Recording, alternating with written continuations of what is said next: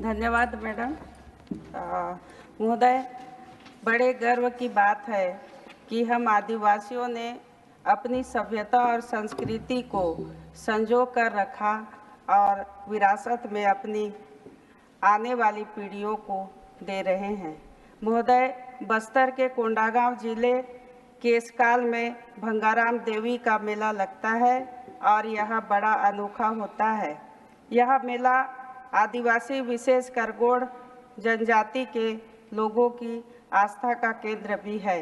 जिस तरह न्यायाधीश मामले को सुनते हैं और न्याय देते हैं, उसी तरह मेले में भंगाराम देवी की अदालत में सभी देवी देवताओं की पेशी होती है और उनसे पूरे साल के कार्यों का ब्यौरा लेती है।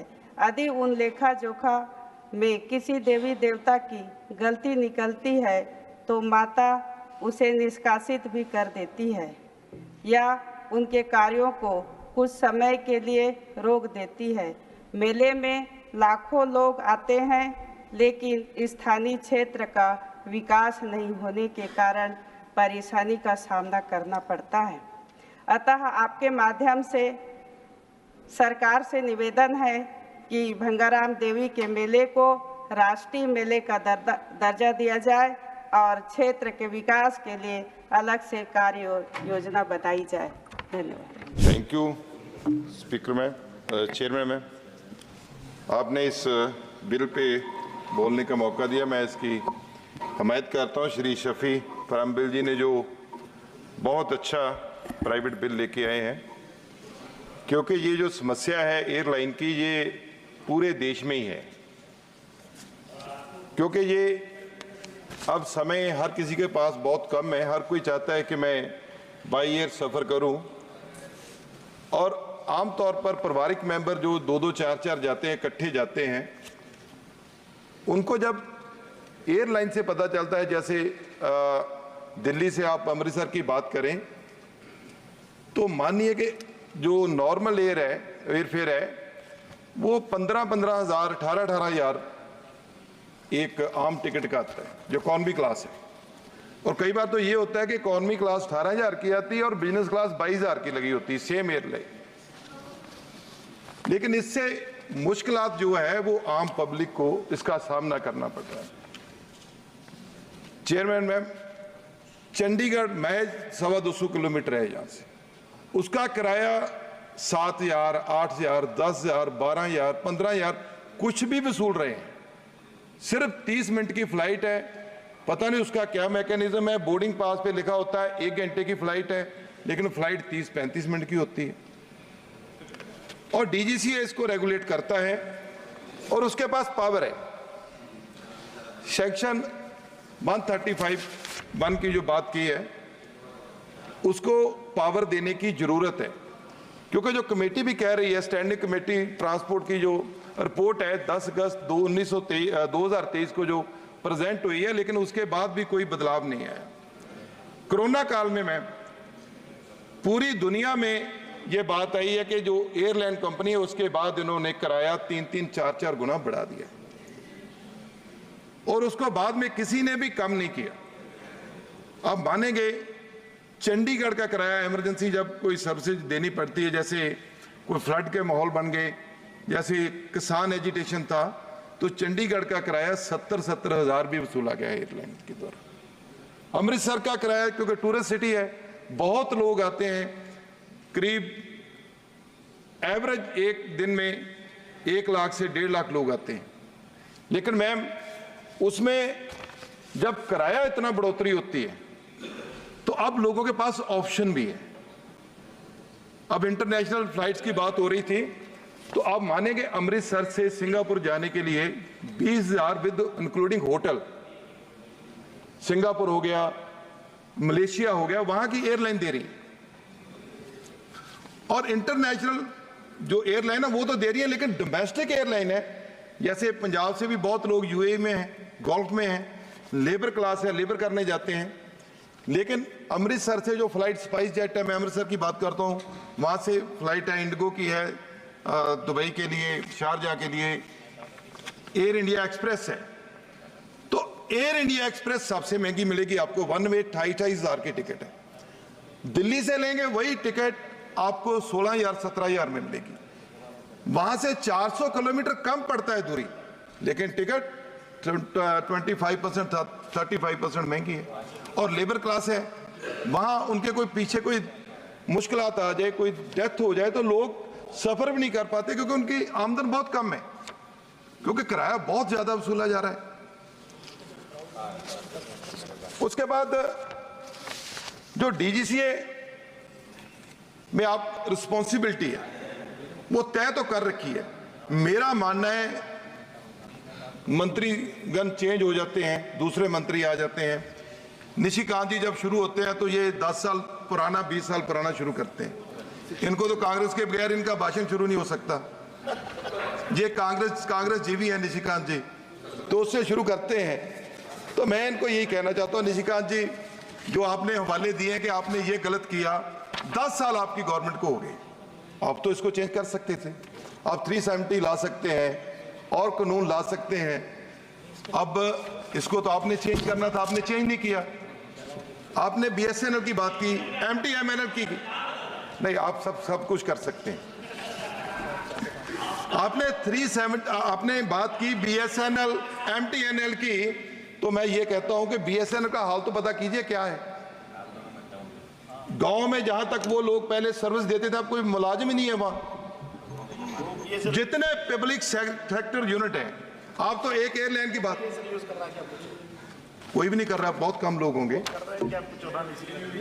सर। जितने भी पब्लिक सेक्टर यूनिट है, मैं मानता हूं कि उस समय 1994 में एक्ट आया होगा प्राइवेट एयरलाइन को लाने के लिए, लेकिन साहब मैं कह रहा हूं उसके बाद पब्लिक सेक्टर यूनिट पूरे देश के बेचकर सारे देश को प्राइवेट कर दिया।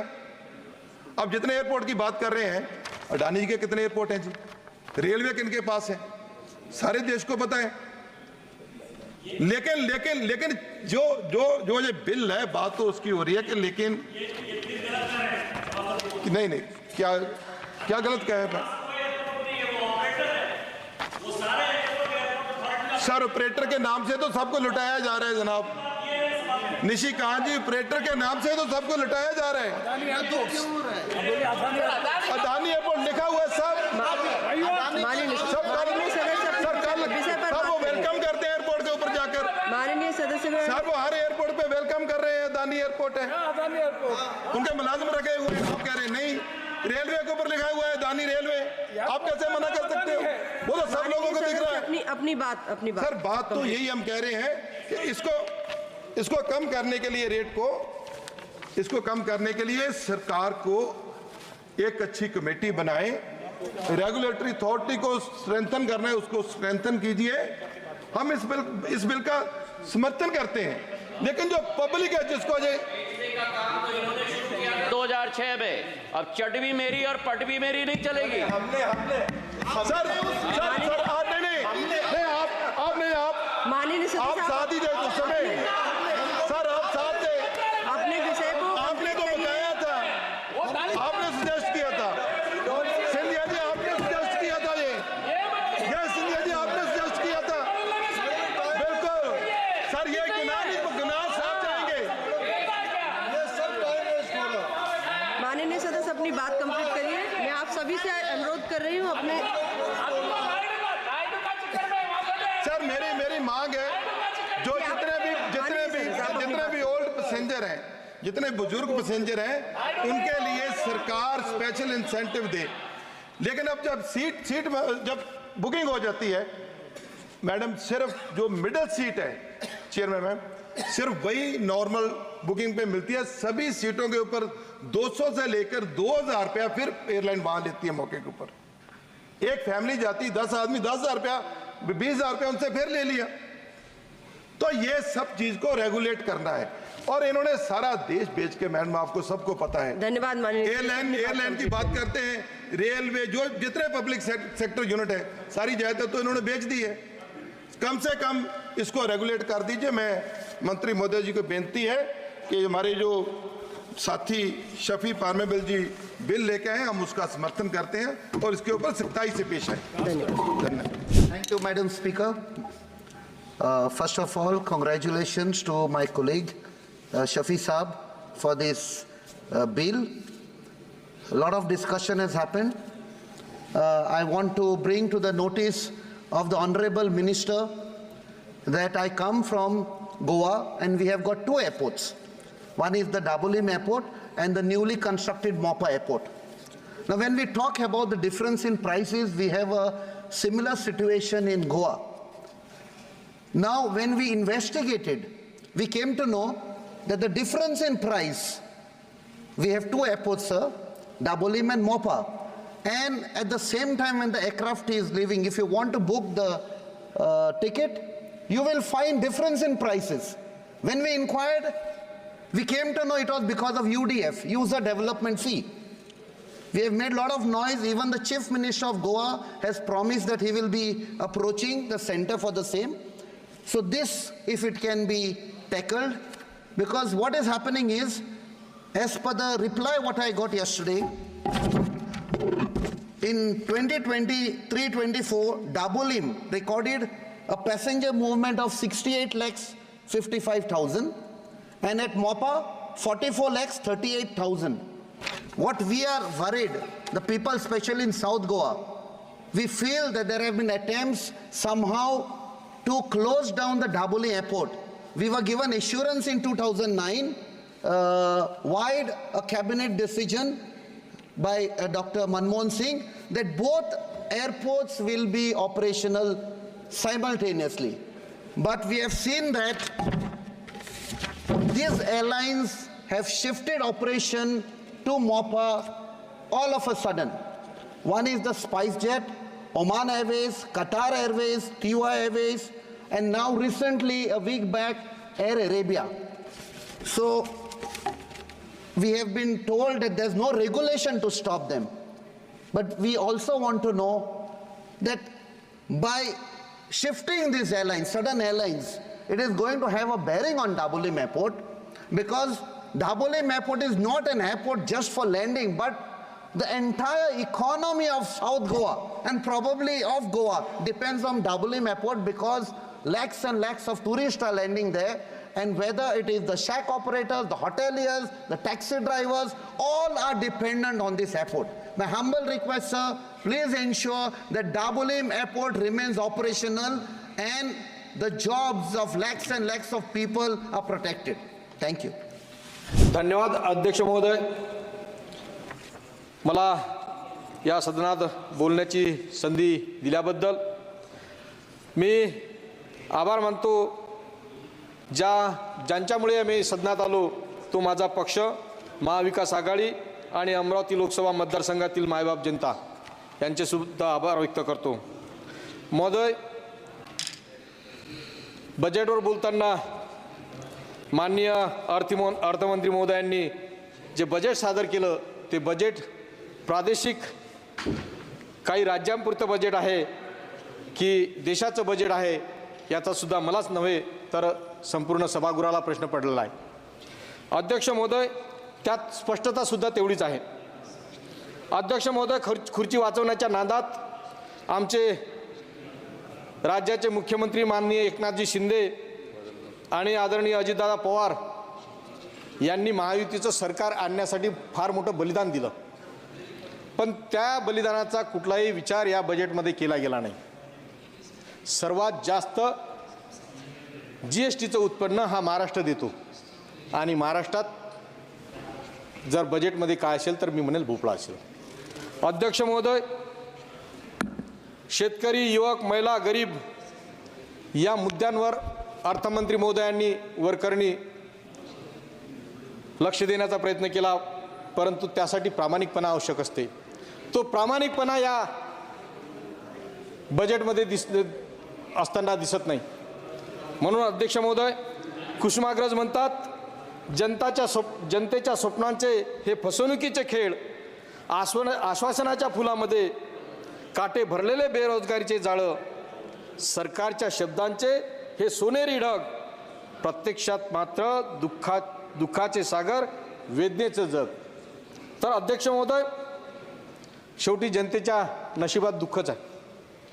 आकड्याच्या खेळात आमचा शेतकरी पिजला जाऊ राहिला. जो तो शेतकऱ्यांचा कैवारी म्हणून आज छाती पिटून सांगत आहे, मग राज्य सरकार असेल केंद्र सरकार असेल, परंतु शेतकऱ्यांच्या नशिबी काय आहे? त्याला आपल्या बजेटमध्ये अन्नदाता म्हटलं आहे अध्यक्ष महोदय. त्याची एक प्रकारची थट्टा आहे.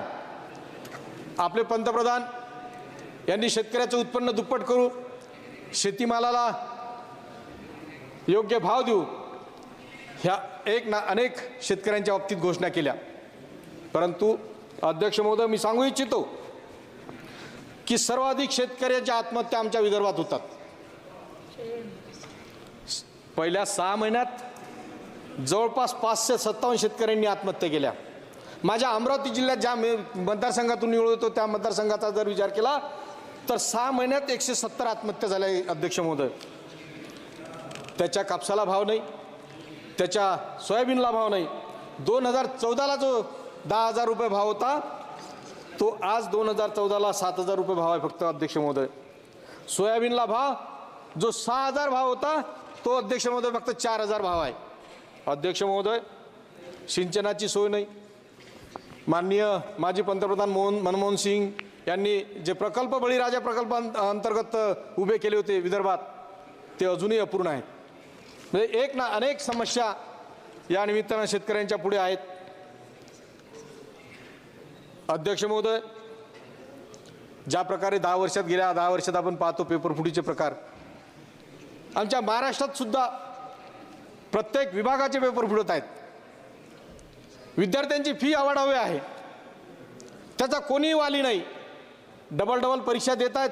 एक विद्यार्थी 10 पेपर विभागाचे पेपर भरतो, पण त्याचा वाली कोणी नाही. अध्यक्ष महोदय, जुन्या पेन्शनचं नाव या बजेटमध्ये नाही तर महाराष्ट्राचं सरकार जुन्या पेन्शनचा जू सुद्धा काढत नाही.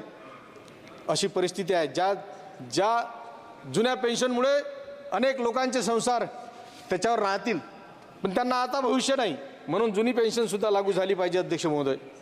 अध्यक्ष महोदय, जो आरोग्याचा विषय आहे, आरोग्याची पदे किती रिक्त आहेत याचा जर विचार केला तर 30% पदं आज रिक्त आहेत. आणि माता मृत्यू, माझा मेळघाटचा मतदारसंघात आहे, माता मृत्यू बालमृत्यू हे सातत्यानं चालू आहे. म्हणून हे कुठंतरी थांबलं पाहिजे, त्याच्यावरही काही बोललं गेलं पाहिजे. अध्यक्ष महोदय, या अर्थसंकल्पात पायाभूत सुविधा केलेले जे अपूर्ण नियोजन आहे ते नियोजन पूर्ण झाले पाहिजे. कारण ये इमारतें, ये सड़कें, ये पुल बनाए हैं हमने, क्या इन्हें बताने अपने आप को भूल तो नहीं दिया? क्योंकि जो देहात है उनका विकास होना चाहिए. तर अध्यक्ष महोदय, या केंद्रीय अर्थसंकल्पातील आर्थिक स्थितीचे त्रुटीचे व्यवस्थापन या महत्त्वाच्या विषयावर बोलू इच्छितो. अध्यक्ष महोदय, जब तक सूरज चांद रहेगा हिंदुस्तान तेरा नाम रहेगा या भावनेने सर्वांनी या देशाची आर्थिक प्रगतीसाठी झटले पाहिजेत, काम केले पाहिजेत, ही अपेक्षा आहे. अध्यक्ष महोदय, ESME क्षेत्र आपल्या GDPच्या 30% योगदान आहे आणि 11 करोड लोकांना रोजगार देते. त्यासाठी कोणतीही विशेष तरतूद नाही या बजेटमध्ये. 2016ची नोटबंदी आणि 2020च्या कोविडच्या लॉकडाऊनमुळे अक्षरशः या क्षेत्राला फार मोठा फटका बसला. अध्यक्ष महोदय, शिक्षणाचं काय आहे? एकीकडे शिक्षणाचा हक्क आहे आणि दुसरीकडे शाळा बंद करण्याचं षडयंत्र चालू आहे. उद्या निरक्षरांची पिढी हे सरकार तयार करणार आहे. म्हणून अध्यक्ष महोदय, शिक्षणासाठी सुद्धा भर देण्याची गरज आहे. अध्यक्ष महोदय, 2 मिनिटं. अध्यक्ष महोदय, मी आपल्या लक्षात आणून देतो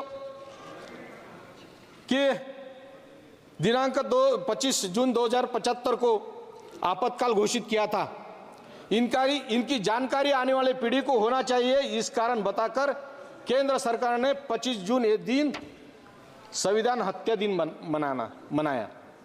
उसका नोटिफिकेशन भी निकला, गैजेट में उनका ये आया. मेरी राय है ये फैसला राष्ट्रहित में नहीं है.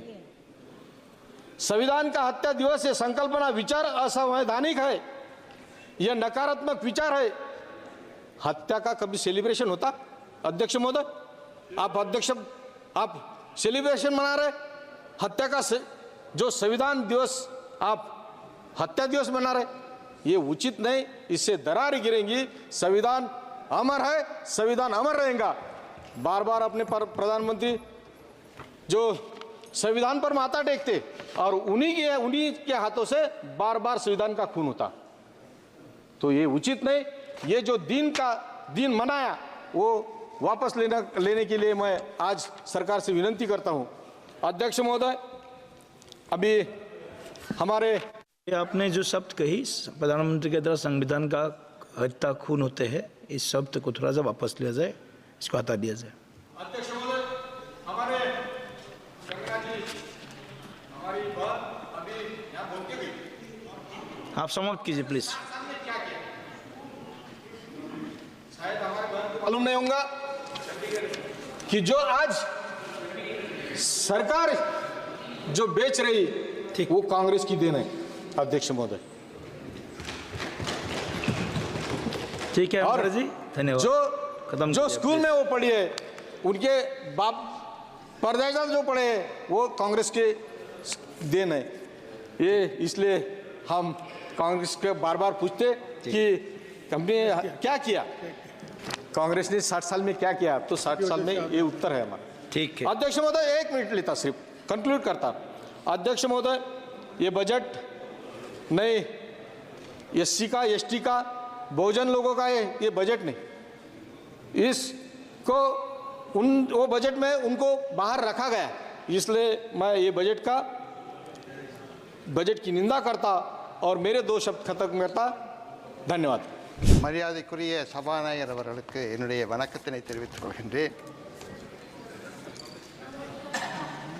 எங்களுடைய பகுதியில் இருந்து புதுவைக்கு அருகிலே இருக்கக்கூடிய விழுப்புரம் பகுதியில் இருந்து இன்றைய தினம் நாடாளுமன்றத்திலே 7வது முறையாக வரவு செலவு செய்கிற திட்டத்தை தாக்கல் செய்கின்ற மதிப்பிற்குரிய நிதி அமைச்சர் அவர்களுக்கு என்னுடைய வாழ்த்துக்களை கூற விரும்புகின்றேன். ஏனென்றால் எங்களுடைய பகுதியினுடைய நிலைமைகள் அவருக்கு நன்றாக தெரியும் என்பதற்கு காரணத்தினாலே தான் இதை கூறுகின்றேன்.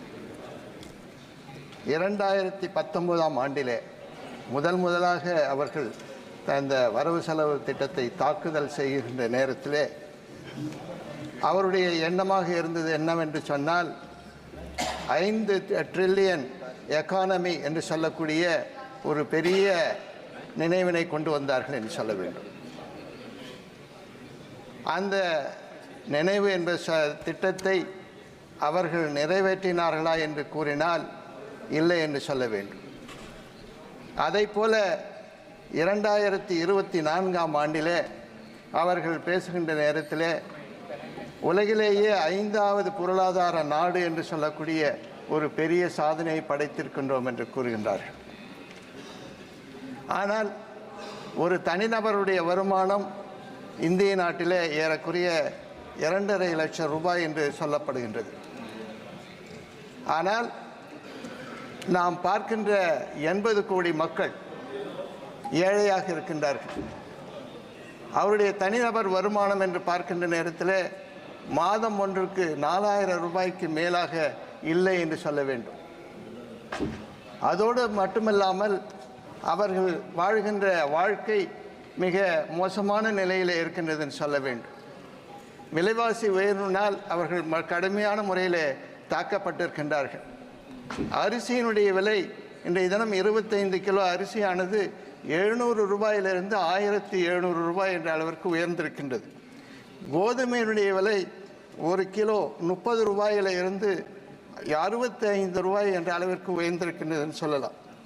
புளி என்று சொல்லக்கூடிய டாமரின் என்று சொல்லக்கூடிய அந்த பொருளானது 1 கிலோ 45 ரூபாயில இருந்து இன்றைய தினம் 60 ரூபாய் என்ற அளவிற்கு உயர்ந்திருக்கின்றது. 10 முட்டைகள் வாங்குகின்ற நேரத்தில் அன்றைய தினம் இருந்த 20 ரூபாய் ஆனது இன்றைய தினம் 60 ரூபாய் என்ற அளவிற்கு உயர்ந்திருக்கின்றது. பருப்பு என்று சொல்லக்கூடிய டால் என்று சொல்லக்கூடிய அந்த பொருளானது 1 கிலோ 70 ரூபாயிலிருந்து 145 ரூபாய் என்ற அளவிற்கு உயர்ந்திருக்கின்றது சொல்லலாம். இப்படிப்பட்ட கடுமையான விலை உயர்விலே மக்கள் தாக்கப்பட்டிருக்கின்றார்கள். ஏழைகளுக்கு ஏதாவது ஊதியம் உயர்ந்திருக்கின்றதா என்று சொன்னால் இல்லை என்று சொல்ல வேண்டும். அவருடைய ஊதிய உயர்வு கண்டிப்பாகவே இல்லை என்று சொல்லலாம். மன்ரேகா என்று சொல்லக்கூடிய அந்த நம்முடைய அரசாங்கத்தினுடைய திட்டத்திலே கூட பார்த்தால் ரூபாய் 250 இருந்து இன்றைய தினம் 300 ரூபாய் என்ற அளவிற்குத்தான் வந்திருக்கின்றது. படித்தவருடைய ஊதியம், அதாவது குறைந்தபட்ச படிப்பு படித்திருக்கக்கூடிய மக்களுடைய ஊதியம் என்று பார்த்தால் மாதம் ஒன்றுக்கு 6000 ரூபாய்க்கு மேலாக இல்லை என்று சொல்லலாம். பட்டதாரிகளுக்கு ஊதியமாக கிடைப்பது என்று பார்த்தால் 12000 ரூபாய்க்கு கீழாகத்தான் இருக்கின்றது என்று சொல்ல வேண்டும். விவசாயிகளுடைய விளைபொருளுக்கு சரியான விலைகள் கிடைக்கின்றன என்று சொன்னால் அதுவும் இல்லை என்று சொல்ல வேண்டும். உரம், பூச்சி மருந்து என்று சொல்லக்கூடிய அந்த இடுபொருட்களினுடைய விலைகள் கடுமையான உயர்ந்திருக்கின்றது. விவசாயிகளுக்கு தேவையான கடன்கள் கிடைக்கின்றதா என்று சொன்னால் இல்லை என்று சொல்ல வேண்டும். அதே போல அமைப்பு சாரா பெண்கள், அந்த வேலையில் இருக்கக்கூடியவர்களுக்கெல்லாம் ஊதியம் சரியான நேரத்திலே சரியான ஊதியம் கிடைக்கின்றதா என்று சொன்னால் இல்லை என்று சொல்ல வேண்டும். குடும்ப பெண்கள் வாழும் உரிமையை பெற்றிருக்கின்றார்களா என்று சொன்னால் இல்லை என்று சொல்ல வேண்டும். இப்படிப்பட்ட நிலைதான் இன்றைய தினம் இருக்கின்றது என்று சொல்லலாம். அது மட்டுமல்ல, அந்த குடும்ப பெண்களுக்கு பொருளாதார சுதந்திரம் இருக்கின்றதா என்று சொன்னால் இல்லை என்று சொல்ல வேண்டும். அவர்களுக்கு மரியாதை இருக்கின்றதா என்று சொன்னால் இல்லை என்று சொல்ல வேண்டும். பாதுகாப்பு இருக்கின்றதா என்று சொன்னால் இல்லை என்று சொல்ல வேண்டும். அதைத்தான் எங்களுடைய ராகுல் காந்தி அவர்கள் அவர்களுக்கு உரிமையை தர வேண்டும் என்று கூறியிருந்தார்கள். இந்திய ஏழை மக்கள் படும் துயரம் மிகப்பெரியது என்று சொல்ல வேண்டும். இதை பற்றி சிந்திக்காத இந்த அரசாங்கத்தை மக்கள் விரும்பவில்லை என்பதைத்தான் இந்த நேரத்தில் கூற வருகின்றேன். அதன் காரணமாகத்தான் இன்றைய தினம் பிஜேபி அரசாங்கமானது மைனாரிட்டி அரசாங்கமாக வந்திருக்கின்றது என்று சொல்ல வேண்டும். இந்த மைனாரிட்டியாக ஆக்கியது யார் என்று சொன்னால் இந்தியா கூட்டணி என்று சொல்ல வேண்டும். இந்திய மக்கள் இதை செய்திருக்கின்றார்கள் என்று சொல்ல வேண்டும். நீங்கள் வணங்கும் ஸ்ரீ ராமபிரான் வாழும் மாநிலமான உத்தரப்பிரதேசத்தை கைவிட்டீர்கள். அதை போலவே ஸ்ரீராமரையும் கைவிட்டீர்கள். நாங்கள் ஜெய் ஸ்ரீராம் என்று கூறுவோம். ஆனால் நீங்கள் இப்பொழுது ஜெகநாத் என்று கூறுவீர்கள். நீங்கள் மராட்டியத்தை, ஹரியானா மாநிலத்தை மறந்துவிட்டீர்கள். நீங்கள் பிறந்த இடமான தேவபூமியை மறந்தீர்கள். வளர்ந்த வாரணாசியை மறந்தீர்கள். ஸ்ரீராமர் பிறந்த அயோத்தியை பார்க்கவில்லை. நீங்கள் பிறந்த, வளர்ந்த, வாழ்ந்த இடங்களை மறந்திருக்கின்றீர்கள். அவர்களுக்கு வேண்டியதை செய்யுங்கள். அவர்களுக்கு வேண்டிய உதவியை செய்யுங்கள். ஆந்திர மாநிலத்திற்கும் பீகாருக்கும் எப்படி செய்தீர்களோ அதை போல செய்ய வேண்டும் என்று அதை போலவே புதுவை மாநிலத்திற்கு நீங்கள் பல வாக்குறுதிகளை தந்திருந்தீர்கள். மாநிலத்திற்கு அதிக நிதி உதவி தருகின்றேன் என்று கூறியிருந்தீர்கள். கல்வி வளர்ச்சி, சுற்றுலா வளர்ச்சி என்று கூறினீர்கள். ஆனால் எதுவுமே புதுவைக்கு கிடைக்கவில்லை. சென்ற ஆண்டு ரூபாய் 3389 கோடி ரூபாய் தந்தீர்கள். ஆனால் இந்த ஆண்டு 120 கோடி ரூபாய் குறைந்திருக்கின்றது சொல்ல வேண்டும். புதுவை மாநிலத்தில் மின்துறை அரசால் சரியான முறையில் நடத்தப்படுகின்றது. இதில் எந்த விதமான நஷ்டமும் இல்லை. ஆகவே இதை தனியார் மயமாக்குவதை தடை செய்ய வேண்டும். மாநிலத்திற்கு அதிக நிதி உதவி செய்ய வேண்டும் என்று கேட்டு விடைபெறுகின்றேன். நன்றி வணக்கம்.